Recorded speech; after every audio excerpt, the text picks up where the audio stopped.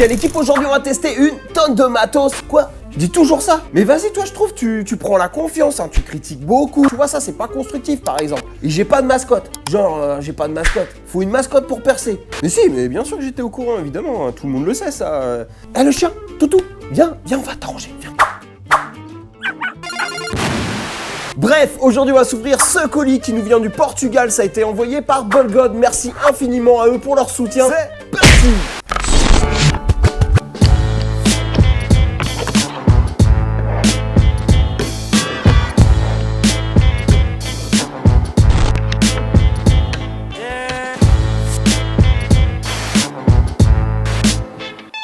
En Europe, l'Allemagne est reconnue comme étant la capitale historique du fingerboard, mais au Portugal, le hobby est aussi depuis longtemps très bien implanté. De nombreuses grosses marques y sont nées et c'est un peu comme ça que l'histoire de Ricardo, le créateur de Bulgod, a débuté. Ricardo a baigné très jeune dans la culture skate et le fingerboard qui était à la mode à l'époque a naturellement suivi avec des tech decks puis avec une low pro portugaise. Mais t'imagines bien que c'était déjà un hobby coûteux et comme aujourd'hui tout le monde trouvait pas une berlinoud à 100 € sous le sapin.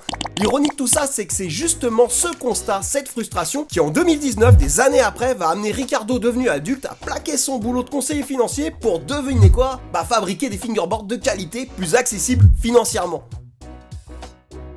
On est de base sur un bon concept et le bon esprit du gars va encore plus loin avec sa vision du hobby. Ricardo l'annonce sur le packaging de ses produits, ce qui fait la diff entre une Bulgod et une autre board, c'est le fun immédiat. En skate comme en fingerboard, ce qu'il aime c'est de balancer des tricks bien haut pour avoir cette sensation d'être suspendu dans les airs pendant une fraction de seconde. Le résultat, bah vous l'avez sous les yeux, c'est du gros kick et du gros concave. Et dans quelques minutes, le test va nous dire si c'est une réussite ou pas. En tout cas, un truc que je kiffe avec les Bulgod, c'est son imagerie avec cette mascotte, c'est vraiment good vibe et ça c'est cool. En quelques années, la marque s'est hyper bien développée comme on peut le voir sur sa boutique. Il sort tout le temps des nouveaux designs, c'est du real wear et en gravure. Ricardo produit même des roues en uréthane fait main, comme tout le reste d'ailleurs, tout est fait main. Des modules aussi, des rampes, des sapes estampillées Bulgod, etc. Il propose même un service custom pour graver ta board avec ton design. A noter que les frais de port sont offerts, sans déconner, ça tue. Je vous mets le lien de la boutique dans la description de cette vidéo. Ça commence à faire maintenant pas mal d'années que je raconte ici les parcours de fabricants de fingerboard et l'histoire de Ricardo est, je trouve, particulièrement intéressante. Son parcours professionnel a été jalonné par beaucoup de remises en question, il a changé d'orientation plusieurs fois sans jamais avoir l'impression d'être à sa place. Jusqu'au jour où il va finalement décider de reprendre sa vie en main, de se mettre à la recherche de sens, jusqu'à tout quitter pour tout miser sur quelque chose qu'il avait vraiment envie de faire. Et ça, celles et ceux qui parmi vous travaillent savent à quel point c'est courageux. Moi je kiffe ça, le côté all-in. Bravo à toi Ricardo pour ça, c'est ce qu'on devrait tous faire. Sur ce, on va tester cette board, c'est parti!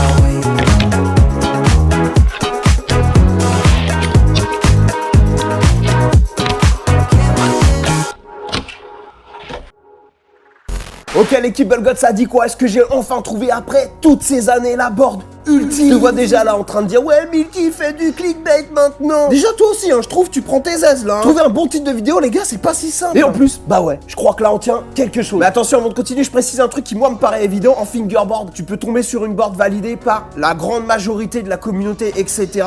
Et toi ne pas y trouver ton compte. Le fingerboard c'est une histoire de goût et de couleur comme dans toute chose. Par contre au-delà de ça, il y a quand même des paramètres concrets qui vont faire dire à une majorité de gens que telle board est meilleure qu'une autre. C'est le cas et à juste titre selon moi pour quelques boards bien connus. Si tu connais la chaîne, tu sais peut-être que j'ai un gros penchant pour les high kicks et les gros concaves et là je suis servi. C'est juste du bonheur si c'est bien fait et là on a un parfait équilibre entre pop et contrôle. La plupart du temps le gros travers des shapes avec high kick c'est que c'est trop bourrin, ça pop dur mais ça vole partout et là c'est absolument pas le cas. on a un contrôle total et c'est vraiment hyper satisfaisant. Et c'est en ça quelque part qu'elle est ultime parce qu'elle a tout pour fédérer du rider débutant au rider expérimenté en rendant le fingerboard plus accessible tout en restant ultra précise. Et d'ailleurs c'est pas pour rien qu'actuellement Bull God est ridé par Juna qui est un des riders les plus créatifs de toute la scène. Pour le reste des équipements, truck, roue, c'est du classique pour débuter, on connaît déjà. Le grip est très bonne qualité, ce qui va faire la vraie différence dans cette offre, c'est la board qui elle est incroyable, c'est elle qui va faire la diff. Et la bonne nouvelle c'est que si comme moi t'es déjà équipé au niveau des trucks, des roues etc ou que t'as tes préférences,